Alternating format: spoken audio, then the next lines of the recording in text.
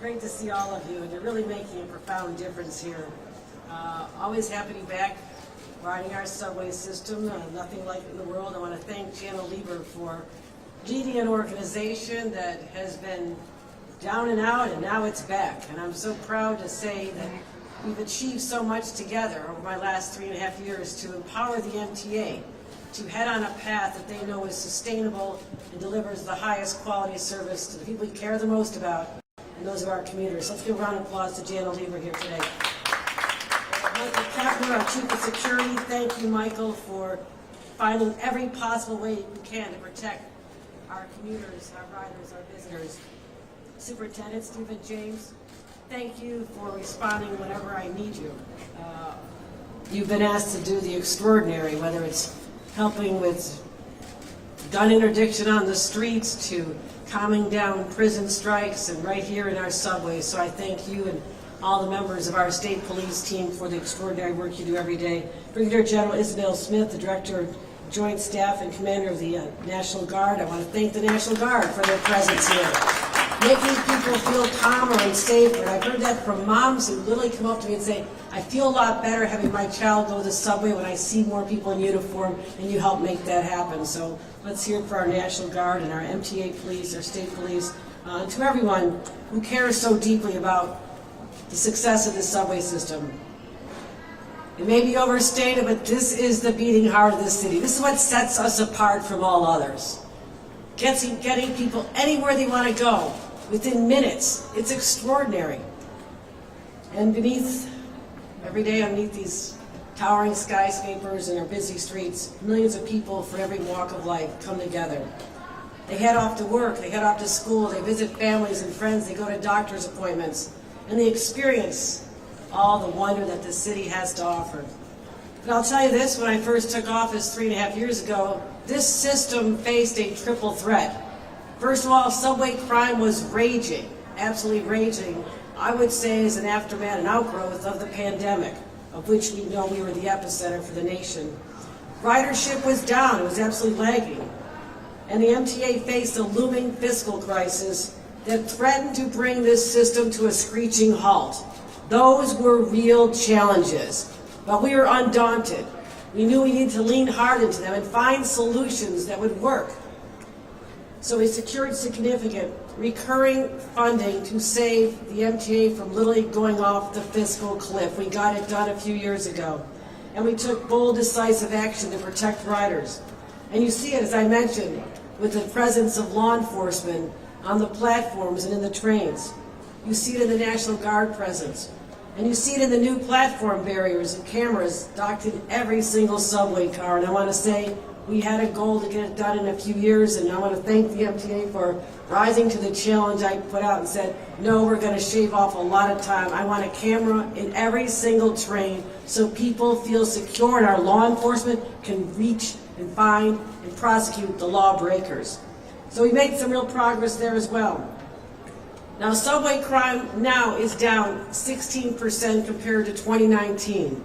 Why do I go back to 2019? I subtracted out the higher years of the pandemic because otherwise this would be a lot bigger drop. But I want to deal in realities. What was the world like before the pandemic when people were not so anxious about going on the subway? We are now down 16% compared to 2019. And just from last year, when we already started seeing dramatic downward trends, we're still 11% lower than last year at this time. So ridership continues to rise, ticking up 7% year over year. But I'll say this, I more than anyone know there's still more work to do. Just last week, a man was stabbed to death on the 5 train, right in the middle of rush hour. A galling attack that shocked so many riders. That's proof. That's proof we still have more work to do. I acknowledge that. And in January, I came here and I outlined a plan to ramp up our efforts. I vow to fund the state funding for the first time in history, not just MTA police, not just state police, but funding the MTA, picking up the cost of the MTA. So there's two NYPD police officers on every overnight train. When you see the police officers, NYPD on those overnight trains starting at 9 o'clock at night till 6 a.m., That is the New York State taxpayers working hard to make sure that this lifeline of our economic heartbeat is still viable and thriving. So we did that. We also vowed to make more security upgrades. And I vowed to end the insanity of violent criminals getting off with crimes because of technicalities, whether it happens on the subway or happens on our streets. And I vowed to keep people who have severe mental health problems, who are in our subways, on our streets. I said we vow to get them off these city streets and subway stations and in our trains and get them into a hospital bed where they can get some help. I thought it was cruel to abandon them. Yes, they have civil rights, of course they do, but some people don't have the mental capacity to make decisions for their own health and well-being. How do we abandon them? That's not what a civilized society does, and we said no more. And I'm proud to say with our new budget securely in place, almost done, we delivered on these promises. And when it comes to public safety, I refuse to back down. Absolutely refuse to back down. So let me break down what we accomplished. First, an additional $45 million for Joint Task Force Empire Shield. That's our National Guard. We want to make sure they're funded and can remain here. This is the elite unit that protects New York City, including our subways. The National Guard members you see are an important part of that. $77 million in this year's budget to make sure we can continue funding those NYPD on the overnight trains. These officers really are the unsung heroes. Those late night rides have to be stressful. Sometimes you walk into a car and you don't know the unknown. It's a frightening dynamic, and I want to thank them because they're protecting the nurses and doctors who are on the midnight shift, the cooks and bartenders who clock out late, and all the people who have to rise before the sun, our construction workers, our bakers, our baristas. These are the people who keep our city running, and we must keep them safe. We also, as I mentioned, are taking the steps to take care of those languishing with mental health problems. And I will say this, we're going to make a difference in their lives. We're going to make sure they get the help they need. But we couldn't do it up until now. Here's why. Because we didn't have the system in place to care for them. Because of decades of disinvestment in our system, our healthcare system, our mental health system, that we didn't have enough beds. We didn't have enough practitioners. We didn't have enough people with long-term strategies and supportive housing. And I'm so proud after the first $1 billion investment I made back when I was brand new governor, we are now positioned to be able to give these people the help they need. That's why we can welcome them in and take good care of them. We're also strengthening Kendra's law to ensure those with serious mental illness receive consistent treatment in the community so they don't fall between the cracks. Also investing $30 million in our homeless outreach teams, these safe option support teams. My God, they're doing God's work every single day. You see them, I've come to thank them. And they're so compassionate, and they don't give up on anybody. They believe that everybody has value, and they want to help them achieve their full potential despite how hard life has been for them. These are compassionate public servants who've helped over 1,000 New Yorkers escape lives on the street and find, get this, permanent housing. 1,000 people who are long-term chronically homeless right here now have a home to call and making sure it's a safe place for them to rest their heads at night. Because you know what? It's not just about public safety for all of us. It's about human dignity and giving people what they deserve. As I mentioned, we reformed our criminal justice laws because while a lot of people aren't quite sure what discovery laws are, and that's okay, what happens under changes that were made back in 2019, I will say this, and I've said this from the beginning, there were many changes that were necessary. The system was absolutely skewed against the defendants, and that was unfair. But we also know that the pendulum has swung way too far, and now the defense lawyers are able to lie in wait, literally the night before a case is supposed to be presented, and raise objections that a judge must say based on the law, you must have this case dismissed now because the clock has run out. Or if there's minor technicalities, and the cases are legendary, you hear the reasons that cases are thrown out, whether it's a crime in the subway or a domestic violence incidents. You want to make sure that people do not escape because of a senseless loophole that we have now fixed. That's how you start making people safer That's how you hold people accountable. And if you wear a mask to hide your identity while you're committing a crime, you'll face an additional charge. That's important because we've seen in the subway people masking themselves, trying to evade the cameras that we put in place. But if you're hiding under a mask, how are our police supposed to identify you and make sure you don't hurt somebody else the next day? This is another force for ensuring that we have public safety. But also, here's the music to Jano's ears, we are fully funding the $68 billion capital plan.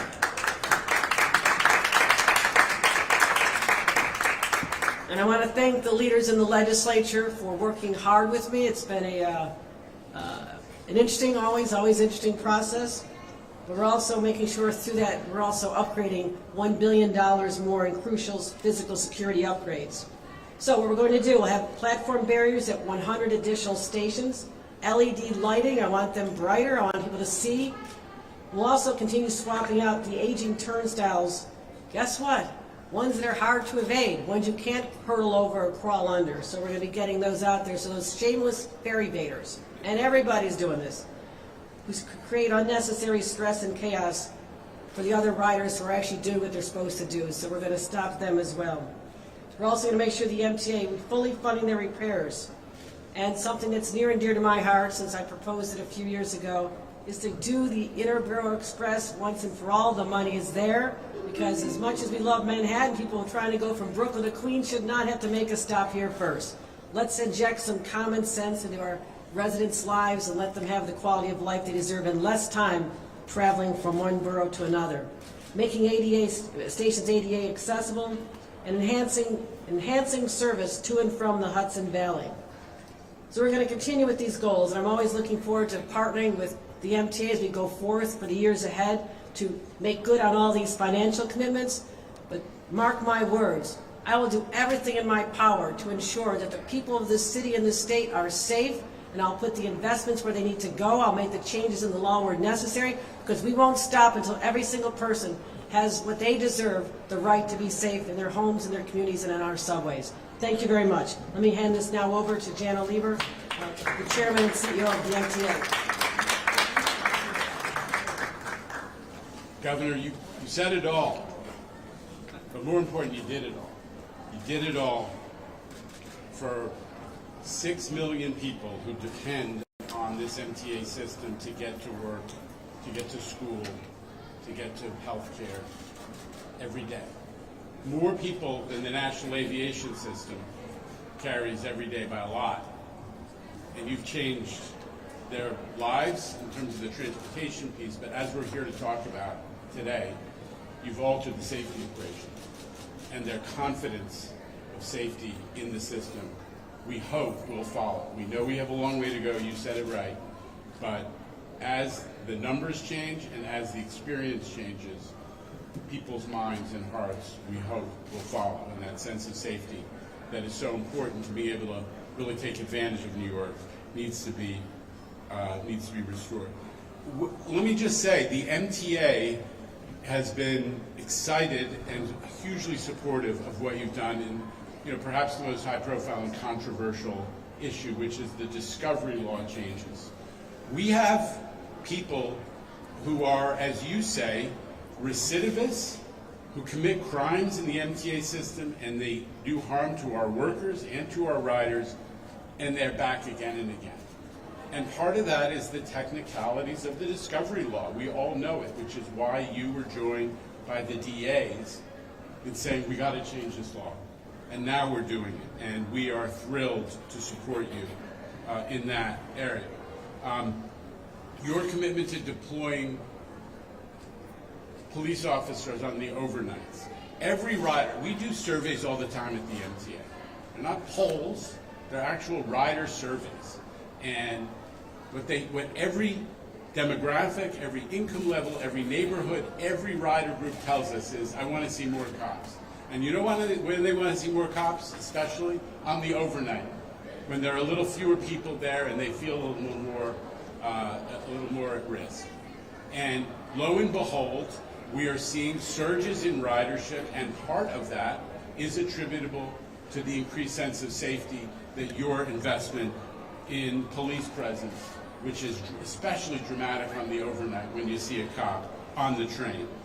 And we're seeing ridership up this year, 8% this year. Now, some people want to ascribe that all to congestion pricing, but if you look at the numbers, there are 130,000 people who are driving. If we're getting a slice of those folks onto subways and bus and commuter rail, that's great.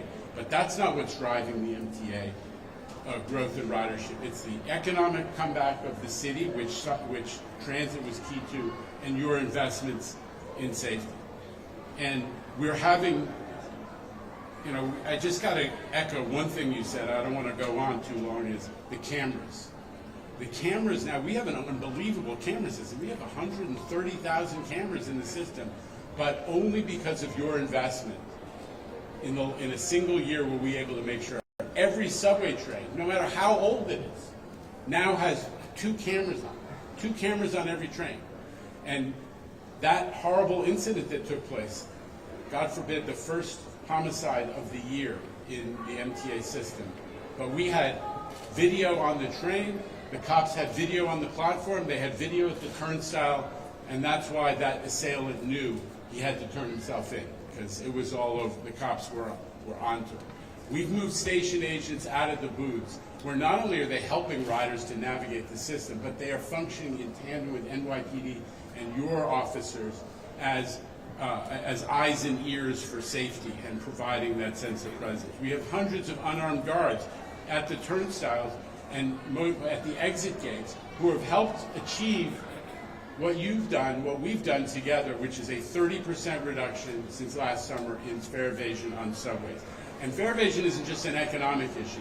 That's a morale issue. That's at the gate, at the door to this system, you want to feel like it's safe and it is a place where people follow the rules and you have some confidence in it, and you helped us to accomplish this. And then you talked about the mental health component. That is the thing that is having a disproportionate impact on the rider's sense of safety in the system. It's not a secret. That population is having a disproportionate impact on the sense of safety and order in all of our public spaces, and they need to be helped and into treatment. And with your changes to the involuntary commitment law, we have confidence that that will change. So you talked about this, the results. The numbers are down 16% versus where we were before COVID. 30% fewer attacks on our employees, the public servants who are making the system operate. Now, we do have, you keep saying it exactly right, we have a ways to go to get New Yorkers' confidence in in the subway safety and in transit safety back. But boy, have we made strides, and boy, are we making strides. And I have, tip of the hat to your leadership in this area and so many others. Thank you, Governor, and thank you on behalf of the riders.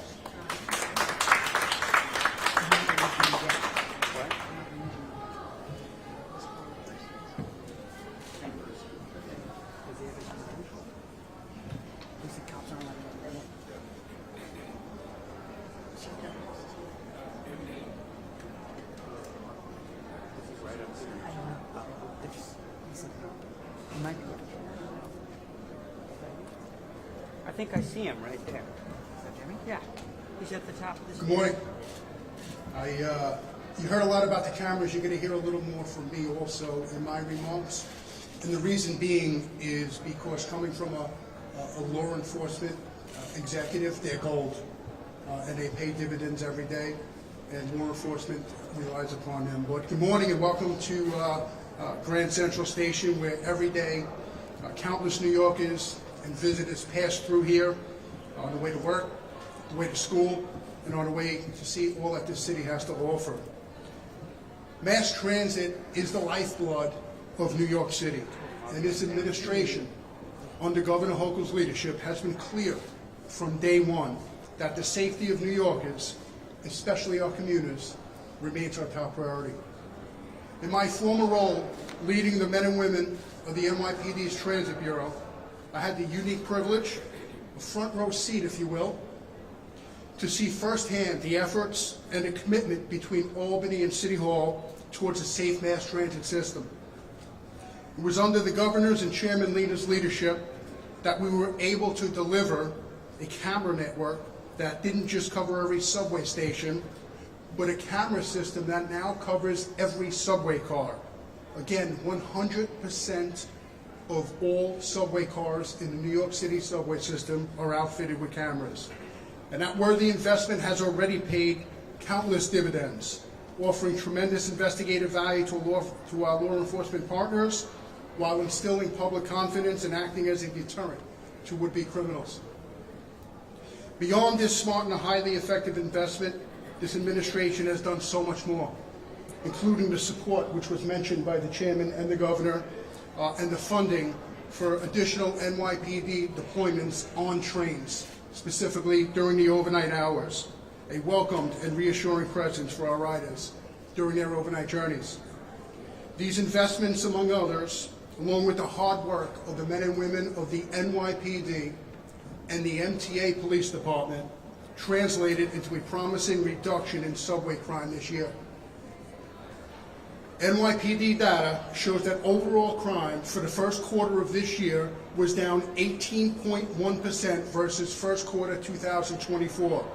In fact, overall crime for Q1 2025 was at its second lowest level in recorded history, surpassed only by the pandemic year of 2021. This significant achievement includes the lowest number of first quarter robberies since subway crime was recorded, down 25% versus last year, down 36% versus 2023, and down a staggering 84% versus 1997 when I wore the uniform of an NYPD sergeant. The MTA has also made strides when it comes to safety infrastructure under this administration. To name just a few, and was mentioned, updated and brighter lighting for our stations, the installation of safety barriers on platforms, modifications to turnstiles to reduce fare evasion. And we have taken steps to improve the safety of our workforce, as the chairman mentioned, such as our commitment to install video cameras in every conductor cab, as well as the chairman's hiring of the MTA's first ever criminal justice advocate.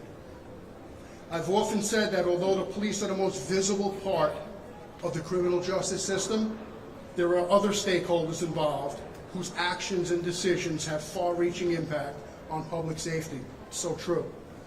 There must be meaningful consequences that hold criminals responsible for their actions. For without consequences, where is the deterrence? And where is the deterrence for our crime victims? Mechanisms ensuring an accused one's rights are respected must be rooted in common sense and not burdened by technicalities or unrealistic time frame for prosecutors. That's why the governor's push to change discovery laws is so important to the mission of advancing public safety. Thank you. And look, I could go on and on, there's not enough time. This is a topic that's near and dear to my heart. But know this, everyone listening, as encouraging as the crime statistics are, and they are, we remain focused, recognizing our work is far from finished. But here we are yet again at Grand Central Station, collectively as a team, to reaffirm our commitment to the safety and prosperity of all. Thank you.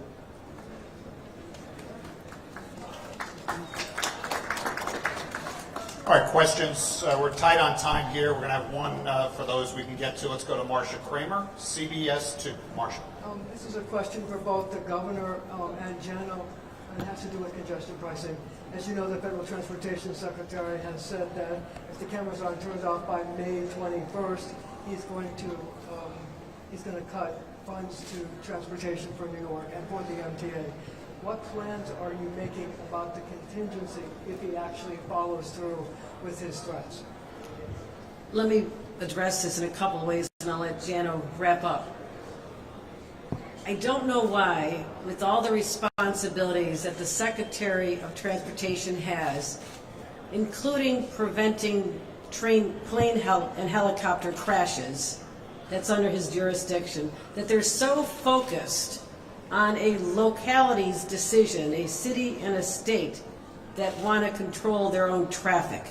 I mean, they talk about states' rights, This is our right to make decisions on how we want to manage the flow of traffic, but also execute on our priorities, which is reduce congestion in a city that is critically important to the economic health, not just of New York, but the nation. And it's working. So as more time goes on, we are able to show them more data that counters their initial perceptions that this is a place of lawlessness, that crime is out of control, that the cost is stifling development and hurting everybody. Their perception is wrong, so we're going to continue trying our very best to open their eyes to the reality that congestion pricing is working. Traffic is down, congestion is down, and revenues are up. And the cameras are staying on. I've said it month after month after month, and I'll say it till I'm blue in the face. Come sit with us, look at the data, see how impactful this has been, probably beyond anyone's wildest expectations. I was walking the streets of New York again yesterday, and another woman came up to me and she says, I thought I was going to hate congestion pricing, but I actually like it now. I think that's the view of a lot of people, even people coming in from New Jersey who had a lot of hair on fire moments over this and making us spend money in court that we all won rather handily. And now they're telling me my ride is 15 minutes shorter, it's 20 minutes shorter, it's 30 minutes shorter. More people are coming in from the suburbs to go to Broadway and the restaurants because it's not such a hassle. The cab drivers and Uber drivers who are deathly afraid of this said, wait a minute, I'm actually making more money because lack of traffic means that I can get around faster and get more fares. So what I'm going to do, and be as patient as I can, is to continue to show the data, explain to them why this is working, and why they should really focus on other priorities that I would think that the United States Secretary of Transportation ought to be worrying about. And the governor said it all. All I would add is, Marcia, we're confident that as a legal matter, they can't use coercive measures to resolve something that's in front of the courts. So let's let it be resolved by the courts. We're confident. We're going to continue to win. As I say, we won in every court east of the Mississippi, and let's let it be resolved that way rather than them trying to coerce something with threats about money and otherwise. They can't do that, and we're sure that the courts will back us up on that. All right, no, we got to move on. Next question is Stephanos Chen down there. We're going to win in court. We're going to win in court. The New York Times. Hi, Governor Hochul and Jan. Thank you for this. The question, Governor Hochul, is with the, sorry, not here. The plan is fully funded, but there is a question of the $3 billion that the MTA is expected to put together through savings. There are a few options for that, but have you discussed with the MTA where that likely is to come from? Is part one. And quickly, the second question is, in your address, you mentioned also that there's a potential to put mental health facilities in the subway and underground. Could you just elaborate on whether that is something you're going to pursue? Right.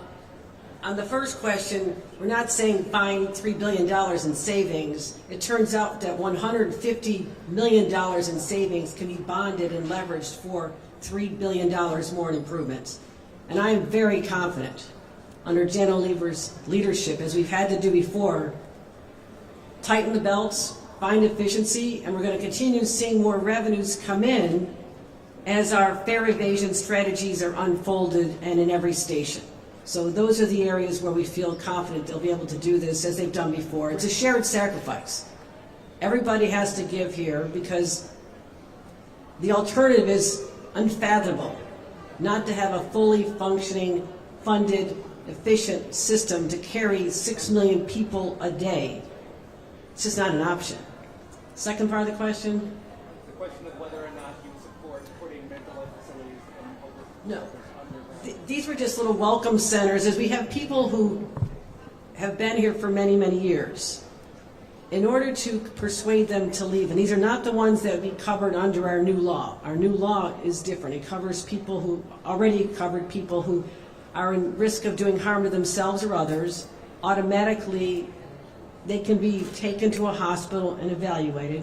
What we've added now is a new category of people who don't have the mental capacity to take care of their own personal needs, whether it's making sure they're taking medication, whether it's making sure that they're getting food, making sure that they're getting clean clothes and take it. So this is someone who clearly demonstrates they do not have the mental capacity to do this.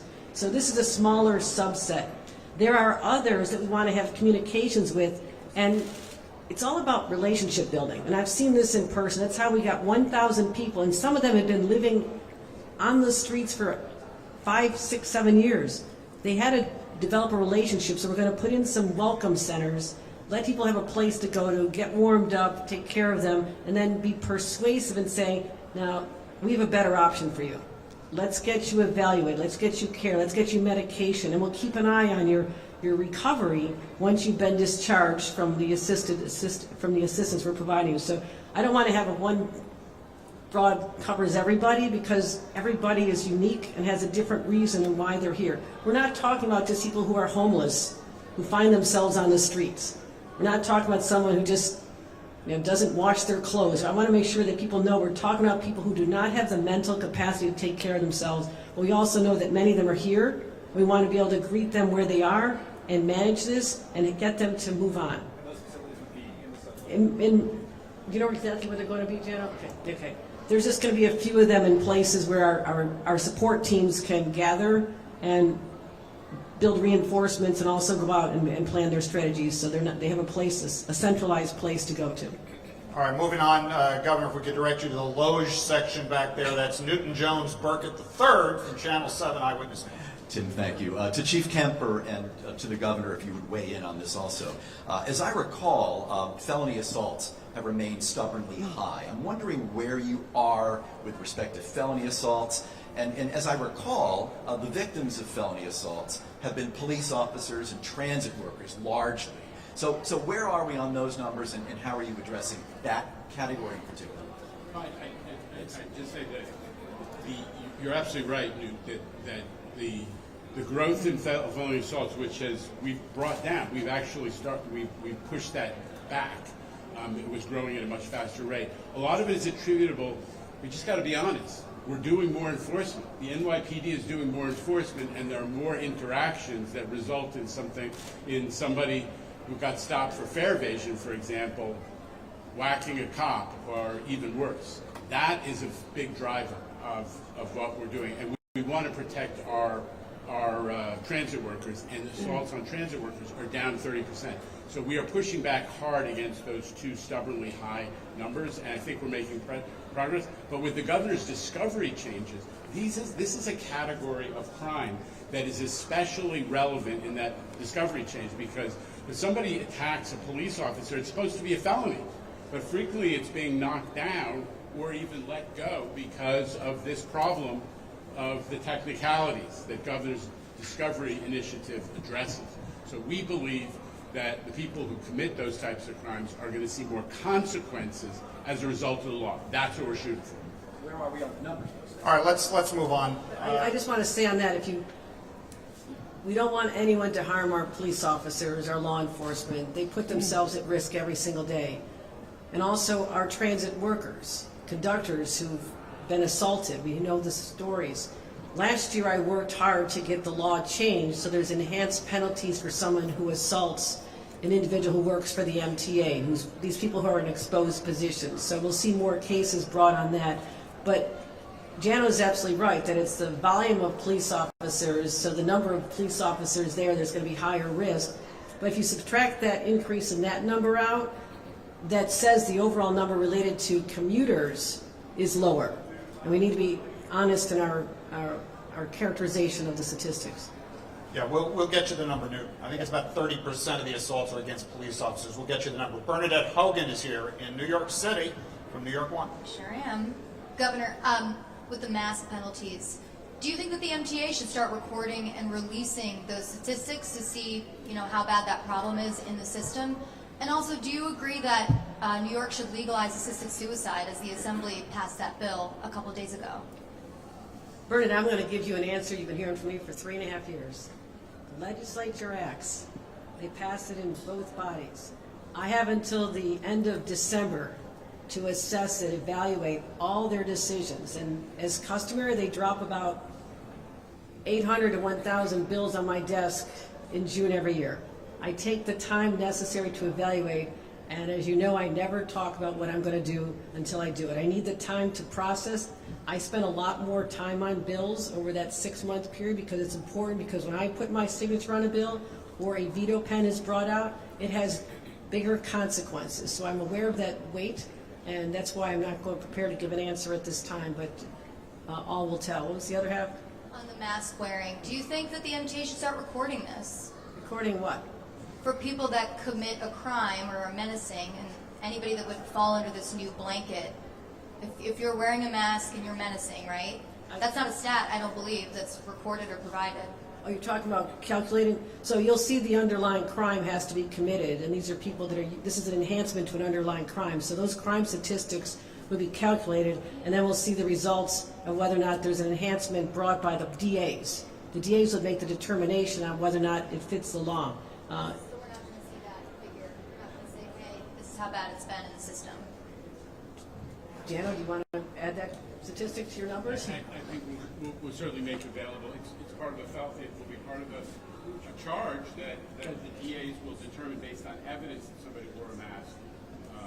Rather than, it's not a separate act. It's part of the felony crime or the misdemeanor crime. Okay, and I just want to be clear, this is for a person wearing a mask, covering or otherwise obscures their face completely or partially for no legitimate purpose with the intent to prevent their identification or apprehension in the arrest of such a crime. So we can talk about how we want to characterize that going forward. All right, next up, right next door, Rye Rivard is from Politico. Rye? Governor, you talked about the population you're focused on with involuntary commitment, but could you talk a little bit more in detail about how that will work?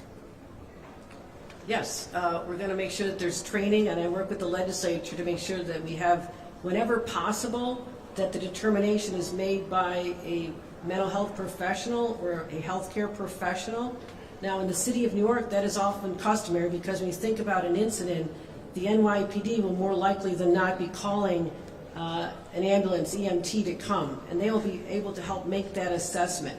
That's not the practice across the state in smaller communities where it's volunteer firefighters, volunteer EMT, but in a city like New York, the expectation is, I think our law says, whenever practicable, which is customary here, that it's not just law enforcement making the determination, it is also a healthcare professional. Then that person will be transported to a hospital, and you need not one but two healthcare professionals to make the determination that this person would benefit from time in the hospital to get the diagnosis and the treatment plan, and that's what we're hoping for. But there's a lot of give and take with the legislature to make sure that there are no abuses of people's rights. We're very sensitive to that. But also, I think we have a right to take care of people and an obligation to take care of people. That is our responsibility. And the other people who are also sometimes victims of assaults by someone who's in the throes of a mental health episode, who can't control their behavior, they shouldn't be victimized either. So I think this is a strategy that's going to result in healthier New Yorkers, more people getting the care they need from a compassionate system, but ultimately making our streets and subways safer as well. All right, we got time for a couple more. Juliet Papa there, 10-10 wins on 92.3. Juliet. Very good, thank you. So just to follow up on that, these welcome centers, are they including beds? Like, no, okay. So is that just for like a 24 hours? It's an intake, it's a conversation you can have with someone and talk to them about services that are available to them and how to get them the help they need. Just to take them out of the mainstream so you don't have to have this conversation with thousands of commuters around, dial down the stress of it for everybody and have it in a place where you can have more positive outcomes. And also, will you be adding more mental health teams to the system? Yes, we are. Yes, we are. That's part of the strategy. We're working on the numbers right now. Okay. All right, let's go to Evan Simcoe Bednarski right there in the center from the New York Yeah, we've already Daily quadrupled News. the number of teams, which is how we got from. Now I was tracking the numbers like a hawk. First time we announced this, a couple of hundred people, we got 500 people. We hit 1,000 people that were long-term homeless in our subways. They're in a far better place right now, and I feel good about that. Good morning, Governor. Good morning. Happy May Day. Quick Yes, it question is. for you. The Chief Kemper has said, and said today, and has said before, that crime on the subway, major crimes on the subway, are, depending on how you count the pandemic, potentially at the lowest level in about 15 years.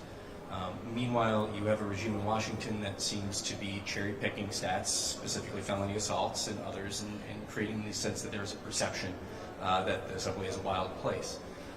You yourself have mentioned before that this is as much about perception as it is about the stats. All due respect to the Guard, how does putting soldiers who don't have police powers downplay the idea that this is a wild place? Oh, I don't think that's the perception. I think it shows that we're taking people's safety very seriously. That I will leave no stone unturned. Every power that I have vested in me as the governor of New York, and that includes the ability to deploy the National Guard for a presence that I think has been calming.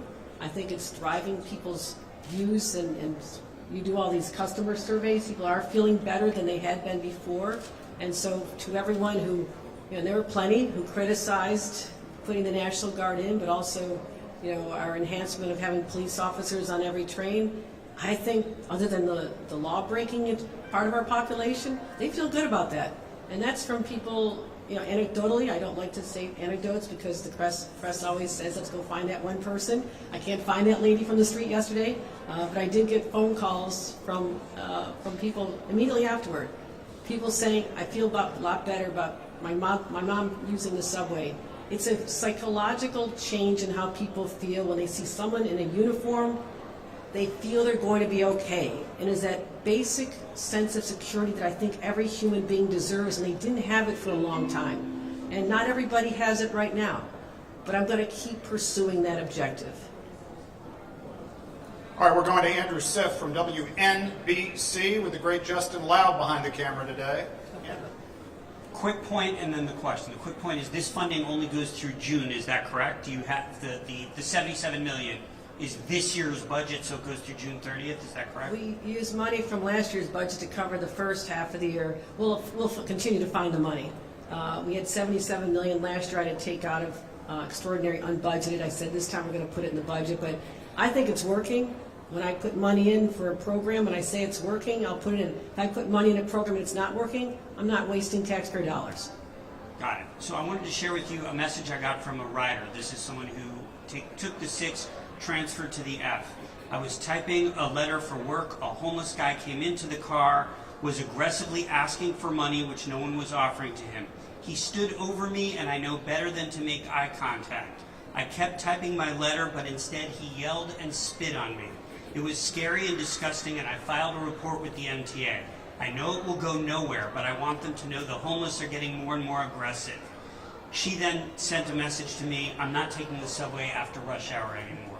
I just wonder what your reaction is. That's painful to hear because I don't want anyone to feel that sense of anxiety. That's what I've been fighting. And I have 6 million riders. And there are people who are causing these incidences that are creating this sense of vulnerability. It's real. I'm not dismissing that. And we're working on it. We're working on it. And I said in my State of the State that the subway should not be a rolling homeless shelter. We're putting more money into all kinds of housing programs, supportive housing. But someone who has aggressive behavior, do they have an undiagnosed illness that we as a society, as a state, should be finding out and getting them medical treatment? Because that's not normal behavior. To walk up and threaten someone, is it someone who just does that because that's their nature to do that? They want to do that? Or do they have a mental health challenge that they can't control their anger that medication and treatment could help them with? That's what we're getting at here, at a very human level. Chief Shell, have anything to say on that? No, I mean, look, the governor answered it, and I've been vocal about this topic. That's very unfortunate. I have letters saying the opposite. Doesn't negate the message you got. I have people telling me, what are people talking about? The subway system is amazing. An incident like that is unfortunate, and we're working hard, and we have made progress on reducing those type of incidents. And I spoke about this in nauseam, and we're gonna get even better with the funding and with the improvements that the governor and the chairman just talked about. All right, Sam Liebman from New And York One. you just heard from the voice of God.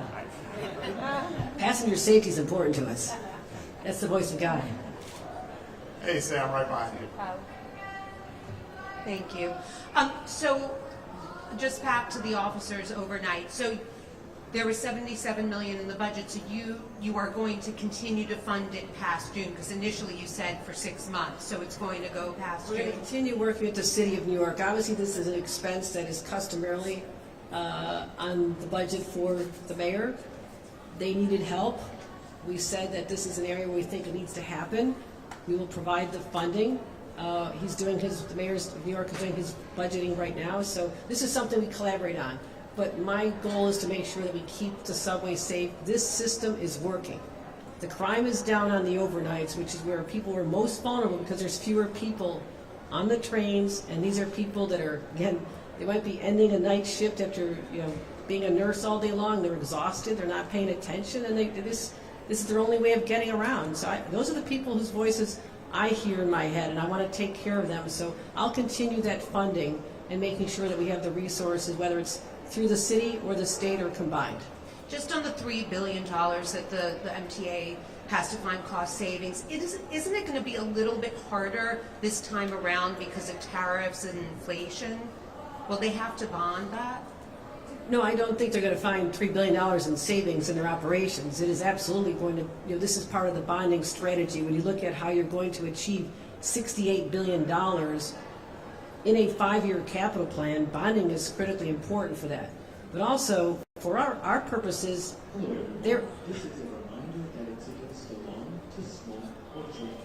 don't do that either.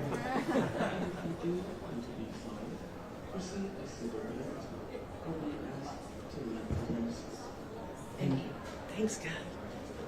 So we have something like $10 billion of rolling stock. Now, what is happening because of tariffs, a lot of that's made in the North Country. It's an economic engine for the people in the north part of our state, the northern part of our state. If the costs go up, how does our $10 billion, it may get us fewer trains. I mean, this is part of the collateral damage that we're only starting to calculate now as a result of the Trump tariff taxes. That's all it is. So everything that the state touches, everything that the MTA touches, it is going to be more expensive for these manufacturers in our state to give us the rolling stock that we need to replace the antiquated trains that we have now. So these are some of the unpredictable measures, but we have to make sure we get the $68 billion done, $150 million in savings. A lot, I think, can come from savings in fare evasion with our new technology, which I'm using money to make sure happens. That's part of the strategy, but it's an enormous budget without a doubt. But this is what happens when, for decades, no governor had the guts to say, we're going to do this, because it is a huge undertaking. And I'm always willing to take the tough decisions. And the hallmark of my career, to say, enough is enough, we have to invest the money now, because otherwise the costs will be dramatically higher, or we could have this system crippled and the summer of hell still gives all of us nightmares, right? We're not going back to that time. All right, thanks everybody. Thank you so much. Thank you. All right, cameras, let's hold on. I've got my camera guy for the subway. Cameras, let's move to the front, please. You can help.